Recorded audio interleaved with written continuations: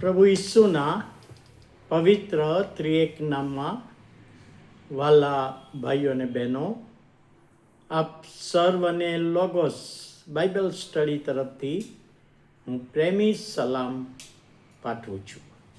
અને આજે 30મી જાન્યુઆરી 2026 અને શુક્રવારનો આ નવો દિવસ આપણા જીવનોમાં પ્રભુએ બતાવ્યો. પ્રભુનો આભાર માનીએ છીએ. આજના જે વચનો શીખવા માટે પ્રેરિતોનો કૃત્ય તેનો 7મો અધ્યાય ને 60મી કલમ, પ્રેરિતોના કૃત્ય 7મો અધ્યાય ને 60મી કલમ, જ્યાં સ્ટેફનને પથરા મારે છે એ બનાવ, ત્યાં લખવામાં આવ્યું છે, તેણે એટલે સ્ટેફને ઘૂંટણે પડીને મોટો ઘાંટો પાડીને કહ્યું કે ઓ પ્રભુ, આ દોષ તેઓના એટલે જેઓ પથરા મારી રહ્યા છે તેઓના માથે ન મૂક, એમ કહીને તે ઊંઘી ગયો.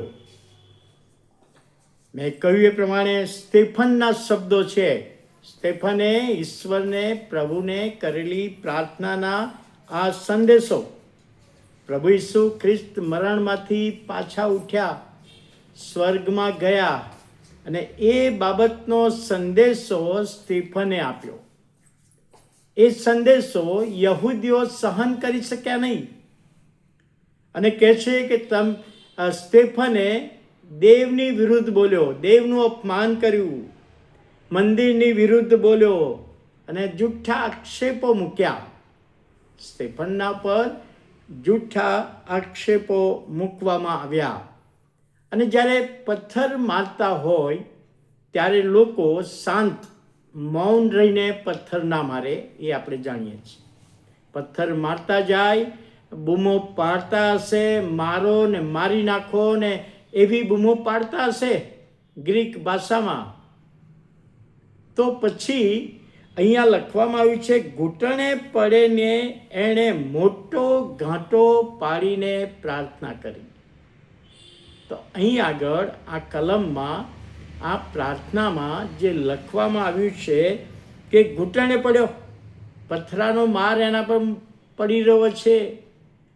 સામો પથ્થર એણે માર્યો નથી, કારણ કે એ પ્રભુને ઓળખતો હતો, પવિત્ર આત્માથી ભરપૂર હતો, માટે એ પથ્થર ઉચકીને સામે પથ્થર માર્યો નથી, કોઈ અપશબ્દ બોલ્યો નથી, પરંતુ પ્રાર્થના કરી. કેવી પ્રાર્થના! ઈસુએ વધસ્તંભ પરથી જેવી પ્રાર્થના કરી હતી, હે બાપ, તેઓને માફ કર, એ જ પ્રાર્થના સ્ટેફને કહ્યું, પ્રભુ, આ દોષ તેઓના માથે તું ના મૂકીશ, એમને તું માફ કરજે. એ બાબત અહીંયા પ્રાર્થનામાં લખવામાં આવી છે. હવે આપણને પ્રશ્ન થાય કે મોટો ઘાંટો કરીને એણે પ્રાર્થના કરી, તો પછી એનો અર્થ શું થાય? શા માટે મોટે ઘાંટે પ્રાર્થના કરી? ત્યાં ટોળું હતું, પથ્થરો મારનાર હતા, પણ દૂર સાઉલ નામે એક જુવાન, જે નવો જ સતાવણી કરવા માટે આવેલો, એને પથ્થર મારવાની પરવાનગી નહોતી. પણ જે લોકો પથ્થર મારતા હોય એમના કપડાં સાચવવાની જવાબદારી આ સાઉલને હતી. ત્યાં દૂર ઊભેલા સાઉલે આ પ્રાર્થના સાંભળી.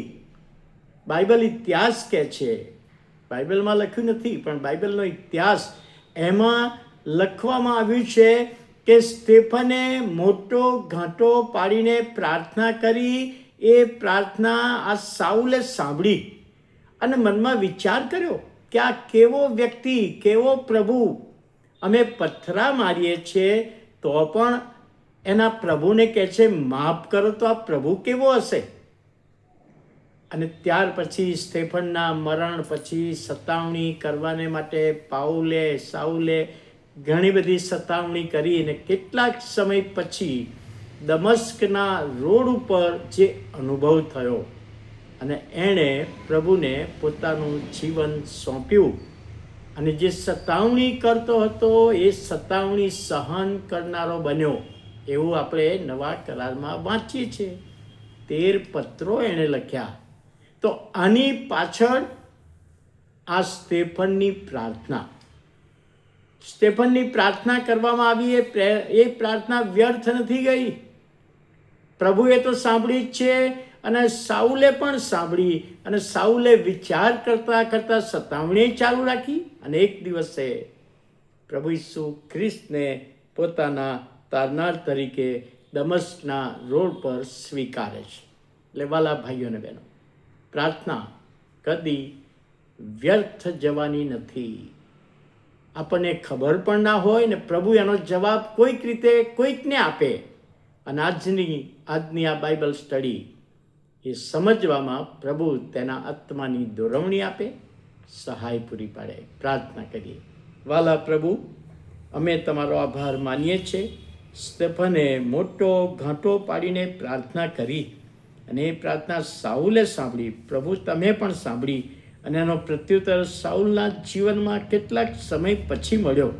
એ સમજવામાં આત્માની દોરવણી આપો, સહાય પૂરી પાડો. ઈસુ પ્રભુના પવિત્ર ત્રિએક નામમાં સાંભળો, માન્ય કરો. આમેન.